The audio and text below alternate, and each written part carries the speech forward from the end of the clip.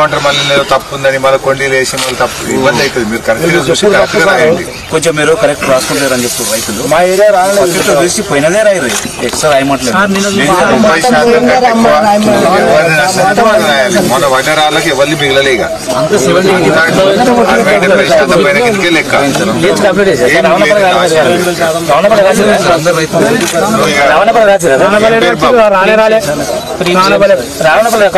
రామన్నపల్లిని ఇబ్రాహిం నగర్ కింద వేసినావా సపరేట్ రాసినావా?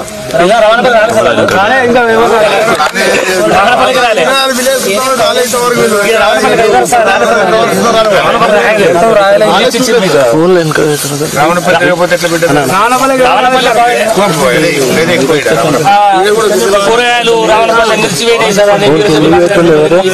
మిర్చి కూరగాయలు హార్టికల్చర్ సపరేట్ రాయింది, వరి సపరేట్. ఇంట్లో వరి ఇది ఓన్లీ వరి. మిర్చి కూరగాయలు మొత్తం రావణపల్లిగా చూస్తే ఇవాళ రేపు తిరుగుంది. అవసరమైతే ఇంకొక ఏఈఓ నీ చేయండి. ఒక్కడు అందడనుకుంటే వేరే వాళ్ళని ఒకరిద్దరిని ఇచ్చి మనిషికో దిక్కు రాపించి ఒక్క రైతు కూడా మిస్ కాకుండా చేయండి. ఒక్క రైతు మిస్ అయినా మాకు చెడ్డ పేరు వస్తుంది. మీరు చేయంగా మాకు చెడ్డ పేరు వస్తుంది. ఒక్క రైతు కూడా మిస్ కాకుండా ఒక పని చేయి. పంపే ముంగట ఒకసారి గ్రామ పంచాయతీ అత్యంత ఏమైందంటే ఏదైనా మిస్ అయినా వచ్చి ఒక పూట ఆడ కూర్చొని మీరు రాసుకోండి. వాళ్ళు లేని బదనామా వద్దు. గ్రామ పంచాయతీ కూడా కట్టి తప్పుంటే కూడా చెప్తారు.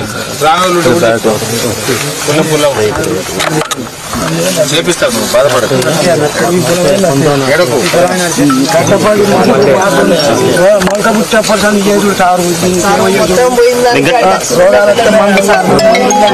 చెప్పిన ఇంటనే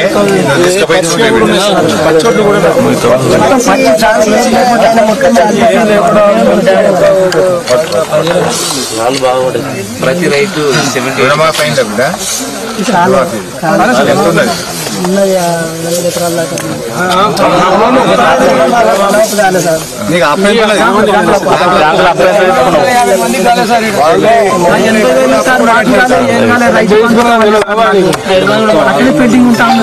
సార్ నాకు 2 ఎకరాలు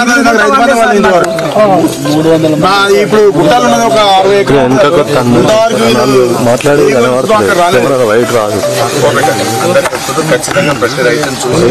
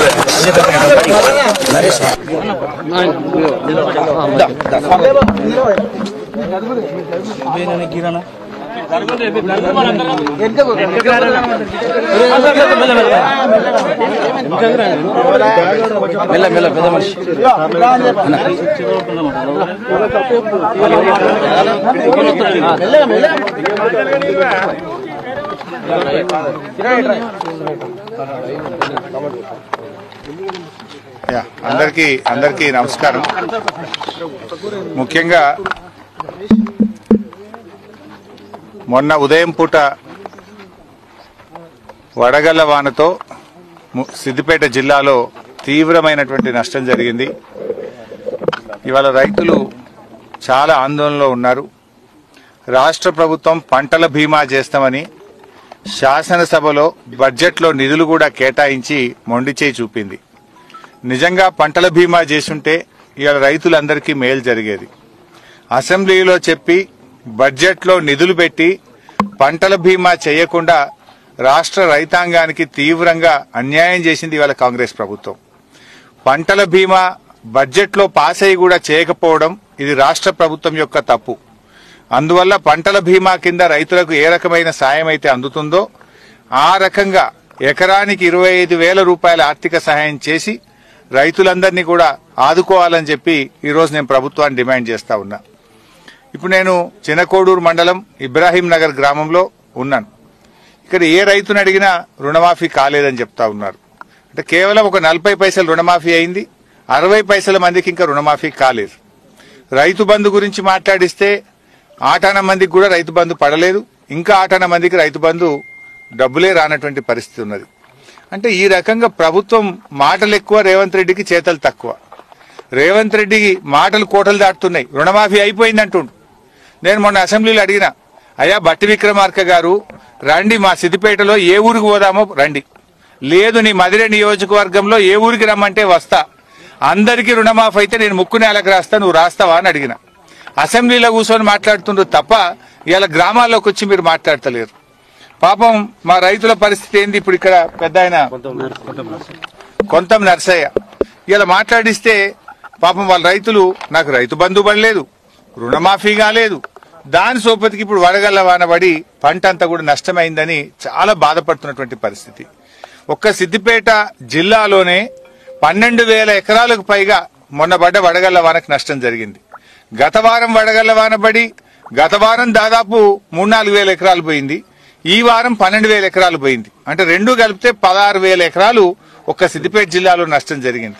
అంటే 6 కాలం కష్టపడి పెట్టుబడి అంతా పెట్టి చెమట చుక్కలు వడిచి బుక్క నోట్లకు పోయే సమయానికి పంట ఇక రేపో మాపో కోస్తమనంగా ఈ రాళ్లు పడి చాలా నష్టం జరిగింది. పాపం రైతులు చాలా దుఃఖంలో ఉన్నారు. అందువల్ల ఈ ప్రభుత్వం ఇప్పటికైనా రేవంత్ రెడ్డి నువ్వు దేవుళ్ల మీద ఒట్టు పెట్టినావు, ప్రతి ఊరు దేవుడి మీద ఒట్టు పెట్టినావు. మా మెదక్ జిల్లాలో పాపన్నపేట అమ్మవారి మీద ఒట్టు పెట్టినావు, మెదక్ చర్చి మీద ఒట్టు పెట్టినావు, వేములవాడ రాజన్న మీద ఒట్టు పెట్టినావు, యాదాద్రి లక్ష్మీనరసింహస్వామి మీద ఒట్టు పెట్టినావు. ఒట్టు పెట్టి దేవుడి మీద ఒట్టు పెట్టి మాట తప్పితే పాపం తగులుతుంది. ఇవాళ చాలా మంది రైతులకు రుణమాఫీ కాలేదు.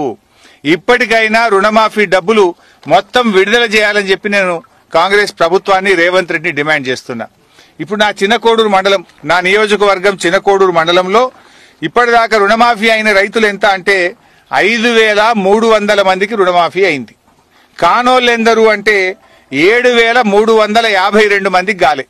అంటే ఒక్క వంతు రుణమాఫీ అయింది, 2 వంతుల మందికి రుణమాఫీ గాలే. చేసింది ఒక వంతు, ఎగ్గొట్టింది 2 వంతులు. దానికి రుణమాఫీ అయిపోయిందని అసెంబ్లీలో ముఖ్యమంత్రి చెప్పుడు, కాంగ్రెస్ వాళ్ళు బల్లలు కొట్టుడు. మరి రాండ్రి ఊళ్ళకి దమ్ముంటే గన్మెన్లు లేకుండా పోలీసు వాళ్ళు లేకుండా ఏ ఊరికి పోదామో చెప్పుర్రి, ఏడ రుణమాఫీ అయిందో చెప్పుర్రి. మాటలు కోటలు దాటుతున్నాయి. ఇప్పుడు నేను లెక్కలతో చెప్తున్నా, నా సిద్దిపేటలో నా నియోజకవర్గంలో చిన్నకోడూరు మండలంలో అయింది 5,300 మందికి, కాంది 7,352 మందికి. దీని మీద నేను సవాల్ చేస్తున్నా, రెడీ నేను, ఏ ఊరికి వస్తారో రాండి. రుణమాఫీ చూస్తే గిట్లా, రైతు బంధు చూస్తే గట్లా, పంటల బీమా ఎగ్గొడితివి, అన్ని మోసాలే. ఇలా రైతు బీమా జనరల్ గా ఎవరైనా రైతు చనిపోతే కేసీఆర్ ఉన్నప్పుడు వారం లోపల 5 లక్షలు బ్యాంకులో పడుతుండే. ఇవాళ చిన్నకోడూరులో 2 రైతులు చనిపోయి 1 నెల రోజులు దాటింది. 1 నెల రోజులు దాటినా రైతు బీమా పైసలు ఇప్పటిదాకా వస్తలేవు. రైతు బీమా ఎగబెడితివి, రైతు బంధువు ఎగబెడితివి, రుణమాఫీ సగం సగం, అంత ఆగమాగం. ఏది చక్కగున్నది నీ పాలనలా? ఇవాళ ఎంతో కష్టపడి మేము కాళేశ్వరం ప్రాజెక్టు కట్టి మేము కాలువ కింద నీళ్లు తెచ్చి ఇంత పంట పండించే సమయానికి ఈ రకంగా రాళ్లు పడి ఇలా రైతులు చాలా బాధపడతా ఉన్నారు. సో నేను ప్రభుత్వాన్ని ఒకటే కోరుతా ఉన్నా, ఈ రైతులందరినీ కూడా ఇంట్లో రకరకాల హార్టికల్చర్ పంటలు కూడా ఉన్నాయి, మిర్చి గాని, టమాటా గాని, కూరగాయలు గాని, వరి పంటతో పాటు హార్టికల్చర్ కూడా బాగా దెబ్బతిన్నది. ఈ రైతులందరినీ కూడా ఆదుకోవాలని, ఈ రైతులకు వచ్చే వానకాలానికి ఉచితంగా విత్తనాలు ఇవ్వాలని, ఇన్పుట్ సబ్సిడీ కింద ఎకరానికి 25,000 రూపాయలు ఇవ్వాలని ఈ రోజు మేము డిమాండ్ చేస్తా ఉన్నాం. Thank you.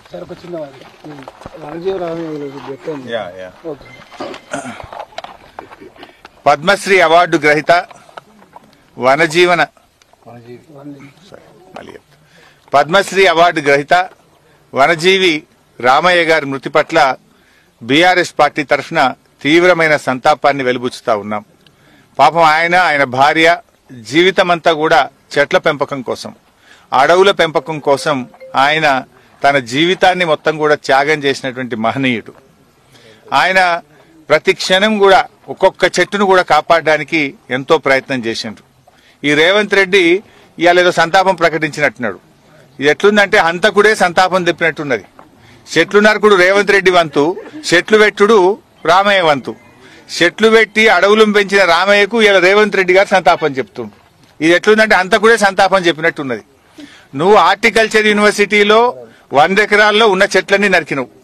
నిన్న హైదరాబాద్ సెంట్రల్ యూనివర్సిటీలో 150 ఎకరాల్లో చెట్లన్నీ నరికినవు. ఇవాళ సుప్రీంకోర్టు మొట్టికాయలేసింది, నీకు హైకోర్టు మొట్టికాయలేసింది. కేంద్రంకెళ్ళి పర్యావరణ శాఖ అధికారులు వచ్చి ఇవాళ చాలా మంది అధికారులు నీ పుణ్యమాన్ని బలయ్యే పరిస్థితి పడ్డది. ఇవాళ చాలా మంది నువ్వు చేసిన ఆగమాగం పనులకు, నీ తొందరపాటుకు ఇవాళ ఐఏఎస్ అధికారులు, ఐఎఫ్ఎస్ అధికారులు, ఐపీఎస్ అధికారులు బలైపోయే పరిస్థితి వచ్చింది.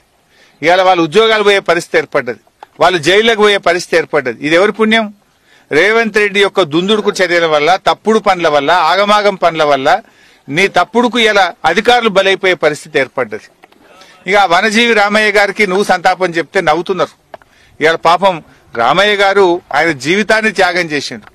నడవరాకపోయినా కూడా సైకిల్ ఎక్కి ఆయన మరి ఎన్నో విత్తనాలు చల్లుతూ, ఎక్కడ ఖాళీ స్థలం కనబడితే అక్కడ విత్తనాలు చల్లుతూ చెట్ల పెంపకం కోసం, పర్యావరణ పరిరక్షణ కోసం మరి ఆయన జీవితాన్ని పూర్తిగా అంకితం చేసినటువంటి మహనీయులు.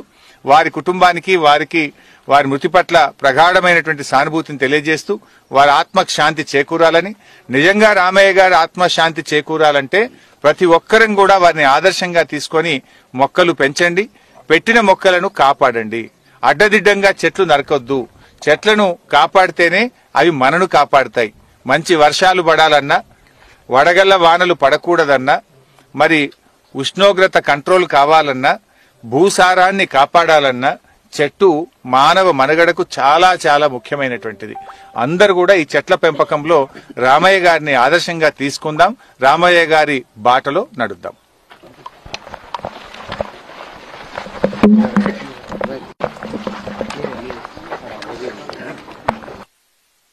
మళ్ళీ ఆఫీసర్ పెట్టారు పైన ముందు కరెక్ట్ రిపోర్ట్ ఇయ్యక, సపోజ్ ఒక్కటిసారి 380, 600 అయింది అనుకో, నువ్వు తప్పు రాస్తే అప్పుడు ఏమంటారు, మళ్ళీ తప్పు ఉంది